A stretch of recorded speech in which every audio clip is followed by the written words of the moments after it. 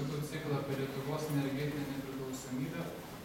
Šį vakarą kalbėsime apie suskystintųjų gamtinių dujų terminalo projektą Klaipėdoje. Kad reikia kalbėti apie Lietuvai svarbius energetikos projektus, parodė neseniai vykęs referendumas. Ir šioje vietoje norim pabrėžti, kad kalbėti turi ne tik tai, tokie žmonės kaip šio vakaro mūsų paskaitininkas ir kiti energetikos įmonių ar valdžios atstovai. Kalbėti turime pirmiausia ir mes, kurie domimės energetiką. Ir dabar per progos norėčiau užduoti mįslę keturgyslę. Pagalvokit ir pasakykit, koks yra pats blogiausias klausimas, kurį galime užduoti. Nesvarbu kalbant bet kokia tema. Pats blogiausias klausimas.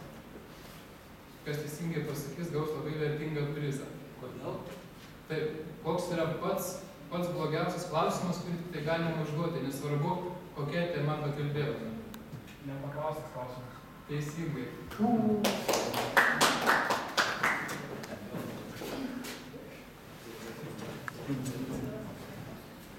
Tai raginam šiandien visus klausinėti taip, kad neliktų tų pačių blogiausių klausimų. Paskaitos metu galite pakelti ranką ir užduoti trumpą klausimą paskaitininkui, arba palaukti rimtesnių klausimų laiko, tai po paskaitos gavę mikrofoną galėsit paklausti sudėtingesnių klausimų. Ir nieko daugiau nelaukdamas perduodu žodį mūsų šio vakaro paskaitininkui, akcinės bendrovės Klaipėdos nafta generaliniam direktoriui Rokui Masiuliui. Prašom. Sveiki, gyvi, tikiuosi nesupyksit, jeigu kalbėsiu sėdėdamas. Tai iš karto labai malonus man buvo šitas pakvietimas. Net nežinau, kad egzistuoja tokie jaunieji energetikai ir kad jaunimas daro tokius dalykus, kad domisi energetikai. Žinot, domisi šokiais, filmo, sportu, dar kur nors, kad energetika domėtųsi čia tikrai savotiškai mane nustebino, bet ir kartu malonu dėl to, kad energetika Lietuvoje yra, taip sakykime, vyresnių dėdžių reikalas, kurie jau ne vieną pūdą druskos suvalgė, kurie atidirbė jau daug metų iš toje sistemoje, daugumai iš jų atėjo iš sovietinių laikų ir savaime aišku, kad tas nelaisvės pėdsakas pakeičia žmonės. Tai yra natūralu, kad žmogus, jeigu jisai gyvena nelaisvėje, yra apimtas baimės, tai tokių šalutinių veiksmų jisai ir pats žmogus keičiasi, jo mąstymas susiaurėja, žmogus linksta į konformizmą, žmogus bendrai tokia būtybė, kad linksta į patogumus, nori gyventi patogiai, tik kad sunkiom sąlygomis jisai gal aukoja tada vieną kitą svarbesnį principą, kad gyventų patogiai ir kad jam asmeniškai būtų patogiau. Sovietų sistema iš mūsų visų bandė padaryti tą, pritaikyti prie sistemos, patikėti absurdui. Ir tas tikrai didelį pėdsaką paliko lietuvių tautoje. Jeigu prieš nepriklausomybę lietuviai skaitosi buvo labai sąžiningai. Ir nežinau, kad man kaip seneliai pasakojo, tėvas pasakojo, kad niekas nieko nebogdavo, niekas galėdavo palikti, galėdavo palikti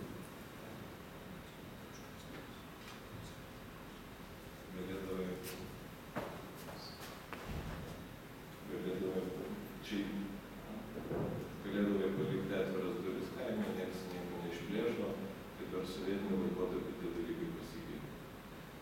Ir žmonės pasikeitė, taip kad ta žaizda mūsų tautoje yra ir ją galima išnaikinti tik tai su laiku. Ir dėl to jaunimas turi jau būti tie, kurie pradės naują Lietuvą, kurie pakeis tos senus dalykus.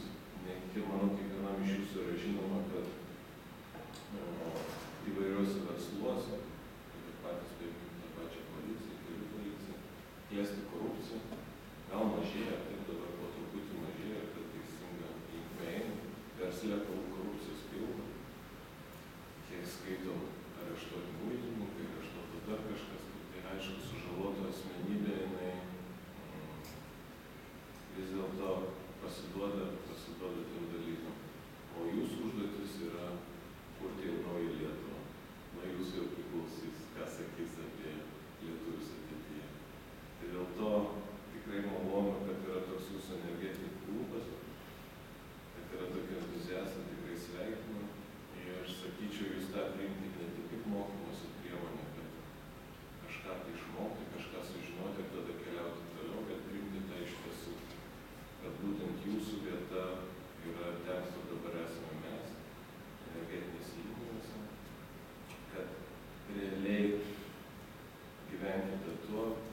stenkitės, kad realiai jūs prisidėtumėte prie tų dalykų.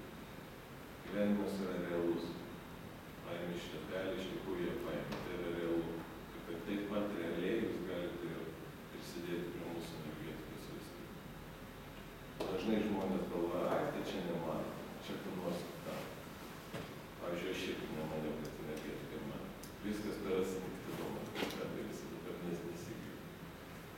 Aš pats asmeniškai beveik visą karjerą buvau konsultantu. Konsultacinė bendrovė dirbu, kurią irgi, galima sakyti, pakliuvau per klaidus. Toks visas gyvenimas. Ir laikraštį radau skelbimą, kad perskaičiau firmos pavadinimą. Ir mano draugė sako, žiūrėk, čia sako, gera firma. Sako, eik tenais dirbti. Aš neperskaičiau, kad ten kvietimas buvo nei į tą kompaniją dirbti, o ten Autoraglėsam kompanija, aš kokią buhalterę kažkokie lentpjūvį. Jis sako, čia gera firma, aš norėjau, bet sako, noriu dirbti, ir pas jūs sako, kodėl čia noriu dirbti. Sakau, čia žinau gerą firmą. Sako, o, tu pirmas žmogus, kuris žino mūsų firmą, gerai, praleidai mane paėmė. Tai 13 metų dirbau ten, kadangi Arthur Andersenai po to perimti buvo Erstenė, aš dirbau Erstenė kompaniją, įvairiose šalyse, mėtė vietą, kol man galiausiai labai atsibodo. Pradėjau, tada nutariau imtis kitos veiklos, investicinės, įkūriau investicinį fondą. Ir tikrai neblogai man sekasi, kol atėjo krizės. Visą gyvenimą aš maniau viskas man. Ir kad kai dirbau konsultantu, tiek Arthur Andersen, tiek Erstenė, visą dirbau energetiką. Elektros energija, vanduo, šiluma, šiek tiek naftos, užsienį teko padirbėti. Pagrindė elektros energija. Bet vis tiek energetika ir energetika tie patys principai. Ir išeidamas, ir kai išėjau iš Erstenė, galvoju, bent jau su vienu dalyku tai pabaigsiu su energetika, daugiau gyvenime, aš tenais negrįšiu. Kažką darysiu savo malonumui visą gyvenimą, tačiau krizė atėjo, situacija finansinė pasikeitė, ką daryti. Gavau pasiūlymą grįžti į energetiką, priėmiau ir galvoju, gerai, nueisiu pusę metų maksimum. Gera alga, taip padirbėsiu, dėl algos šiek tiek. Ir viskas, ir taip užkabino. Aš tada pakliuvau į Leo. Leo kompanija ieškojo elektros prekybos įmonės direktorius. Kažkaip mane susirado, kad aš tą sritį žinau. Nuėjau į interviu, tada sako, ne, siūlau kitą tą poziciją. Leo strategijos direktorius. O, super. Bent jau šitą tai aš tikrai išmanau, nes visą gyvenimą. Tada strategijos direktorius už savaitės, už 2 generalinis padėjo pareiškimą, nes pradėjo dabartinis ministras Sekmokas Leo Smal. Padėjo pareiškimą, kitą dieną man skambina, ne kitą dieną, už savaitės man skambina naujasis valdybos pirmininkas, sako, Rokai, atvažiuok. Aš atvažiavau, sako, žinai, man trūks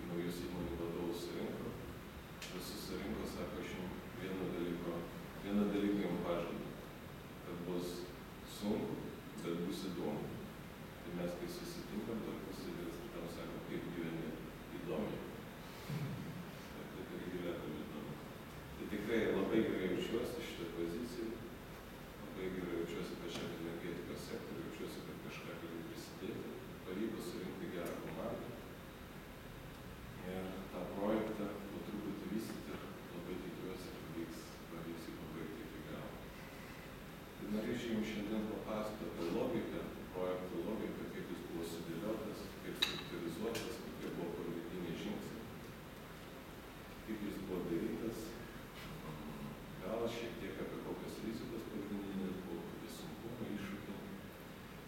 Ir tikrai siūlyčiau, gal net, nors organizatorius siūlė, kad gale galima užduoti klausimus, nežinau, aš sakyčiau, jeigu jaučiat iš karto, prie kurios kairės turit klausimą, drąsiai klauskit, bus gyvesnė diskusija, man ir pačiam bus lengviau orientuotis, kas jums įdomu, kurie dalykai jums aktualesni. Nes tą prezentaciją ne pirmą kartą dariau, aišku, jums specialiai šiek tiek pamodifikavau. Gal šitą būtų įdomu, kad nesigautų kaip nors monotoniškai, kad to žmonės skundžiasi, kad monotoniškos prezentacijos. Gerai, tai gal nuo pradžių pradėsiu. Dujų sektorius. Tam, kad suprasti, ką mes darom, yra labai neblogai suprasti istoriją. Iš vis, turbūt jau patys pakankamai pasiekia tokį amžių, su amžiumi tas dalykas tik daugiau aiškės. Viskas, kas vyksta pasaulyje, kažkokiu būdu buvo sąlygota to, kas buvo praeityje. Tai kad vienas iš mokslo, kurį labai siūlyčiau domėtis, tai istorija. Ir istorija ne paviršių, o aiškintis esminius principus, kodėl tas dalykas ar tas dalykas įvyko. Dažnai žmogus vadovaujasi gyvenime, aš tai pavadinčiau, paviršiniu mąstymu. Greičiausiai yra taip ir nesigilina. Greičiausiai ten Rusai padarė taip.